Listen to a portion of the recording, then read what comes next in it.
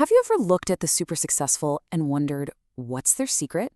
It's not just about luck or raw talent or even working harder than everyone else. It actually comes down to something way more fundamental, the way they think. So today, we're going to unpack the mental operating system of the top 1%. And this quote, man, it just nails it, right? It gets right to the heart of the problem. The idea is that the default way of thinking, the one most of us learn, is actually the very thing holding us back. It's a pretty big idea, and it really sets the stage for everything we're about to get into. So if it's not about grinding out more hours, what is it? Well, it's about having a completely different framework, a different mental OS for how you process problems, how you make decisions, and how you see opportunities. We're going to break that operating system down into 5 core principles. All right, so here's our game plan. We're going to start with this idea of long-term focus. Then we'll get into seeing patterns instead of just working harder. After that, we'll cover how to make decisions like a CEO, how to treat your time like an investment, and finally, maybe the most important one, why your environment is everything. So let's jump in.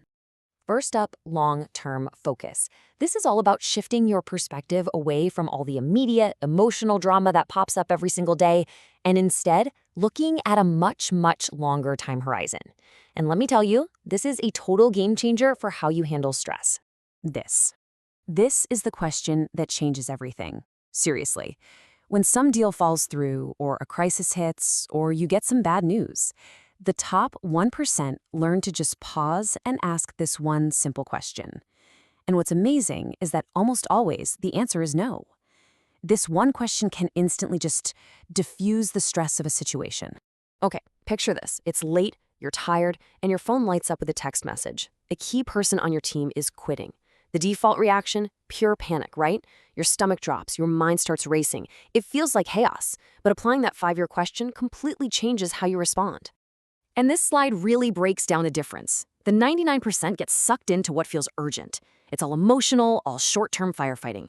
But the 1%? They filter for what is truly important. They ask, is this a real long-term problem? And then they come up with a strategic response. This is how they protect their energy for the stuff that actually grows and compounds over time. And that actually flows perfectly into our second principle, which kind of goes against everything we're usually told. Success isn't about more hard work, it's about smarter work. And that all starts with recognizing patterns. I just love this metaphor. So often we feel like we're just putting out fires all day, one after another. But in reality, we're dealing with the exact same root problem, just over and over again. Hard work just keeps you busy. Recognizing the pattern, that's what can make you wealthy. So the goal here is to switch from being a problem solver to a system builder. First, you spot that recurring issue. Then, and this is the key, you stop just putting a Band-Aid on it. Instead, you build and document a system that solves it for good. This is how you get real scale and leverage in your life. Okay, on to our next principle. This one is all about adopting an executive mindset. It's about leveling up how you approach problems and make decisions, even if you don't have the fancy title yet.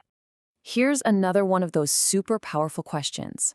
Whenever you're stuck in the weeds on a problem, asking this simple question forces you to zoom out.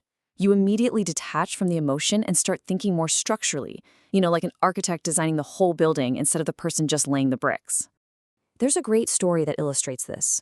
A huge operational problem landed right in her lap, and her husband, who was the CEO, didn't step in to save the day. He let her solve it because it was her job. By not solving it for her, he actually made both her and the entire system way stronger. This kind of thinking applies to the hardest decisions too, like letting an employee go. The elite don't make these calls based on feelings or drama.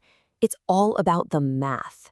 This chart separates that emotional noise from the cold, hard data. You're not firing someone because you feel bad. You're doing it because the numbers show the role just isn't being fulfilled.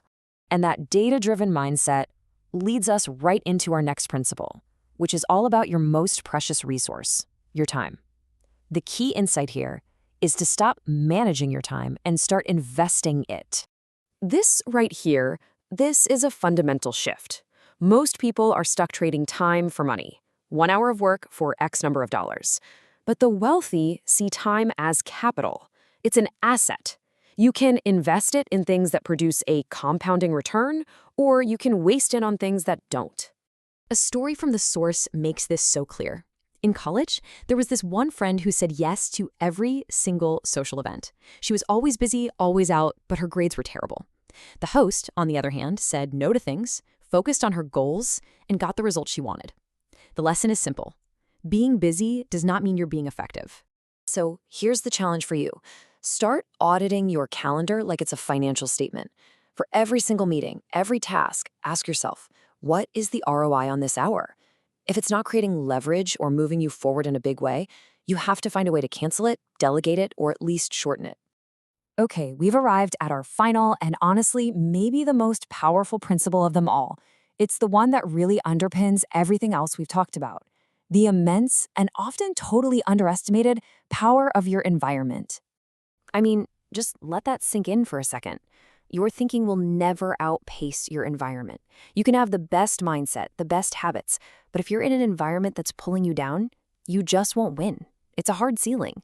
Your internal world is always a reflection of your external world. This story is just wow. It's such a stark example. After making the decision to cut contact with just one negative person, her husband's happiness level literally shot up. He was happier in the mornings, at dinner, all day long. That's the power a single person can have on your energy. You have to be absolutely ruthless about who gets your time. So let's do a quick recap of this new operating system. First, you ask, will this matter in 5 years? Then, you find patterns and build systems. You think one level up, and you decide with data, not drama. You invest your time like capital. And most importantly, you curate your environment ruthlessly. And this is such a crucial takeaway. If the people around you, if your surroundings aren't pushing you to grow, it's not your job to fix them. Your only job is to change your environment.